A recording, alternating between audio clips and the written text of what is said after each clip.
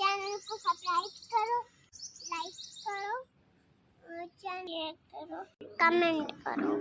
अस्सलामुअलैकुम, welcome to my YouTube channel cooking tasty recipes. आज मैं अपने किचन में बनाने जा रही हूँ नहायत ही मज़ेदार सा मिल्क शेक, जो कि है सेब और केलों का।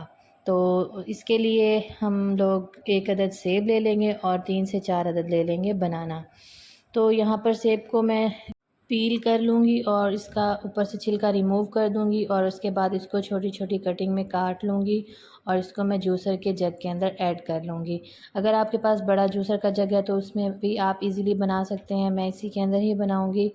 तो अब यहाँ पर मैंने 4 अदद बनानास ले लिए हैं, उसको मैं छोटी छोटी कटिंग में काट लूँगी और इसके साथ ही इसके अंदर मैं ऐड करूँगी 2 टेबलस्पून के करीब चीनी।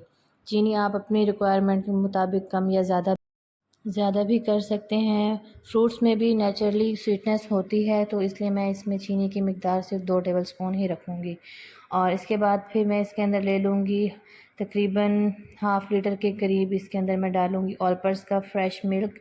ये फुल ऑफ क्रीम होता है, इससे जूस का टेस्ट और भी ज़्यादा मज़े का बन जाता है। आप चाहें तो यहाँ पर घर का दूध भी इस्तेमाल कर सकते हैं, लेकिन इससे इसका फ्लेवर और ज़्यादा मज़े का आता है, जो कि हम लोग इसमें ऑलपर्स या बाहर का दूध लेते हैं जो फुल ऑफ क्रीम होता है। तो अब इसको मैं 4 से 5 मिनट के लिए अच्छे से मिक्स कर लूँगी और इसके साथ ही इसके अंदर मैं मज़ीद दूध भी शामिल करूँगी। तो इसको 3 से 4 मिनट इस दूध के साथ मिक्स करने के बाद मैं इसके अंदर ऐड करूँगी आइस।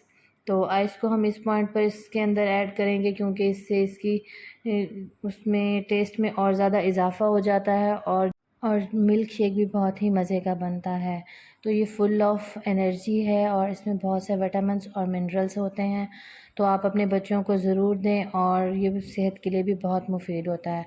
तो ये देखें, इसको यहाँ पर हम अच्छे से मिक्स कर लेंगे। अगर आपको मेरा ये तरीका अच्छा लगा हो तो मेरे चैनल को सब्सक्राइब करें, मेरी वीडियो को लाइक करें और मुझे कमेंट में बताएं कि आपको मेरी रेसिपी कैसी लगी। तो ये देखें, लास्ट में मैंने अपने ग्लास को डेकोरेट कर लिया था। तो अब मैं इसके अंदर ऐड कर लूँगी अपना जूस। मेरा मज़ेदार सा जूस रेडी है। तो इसके साथ ही मुझे इजाज़त दें। अल्लाह हाफ़िज़।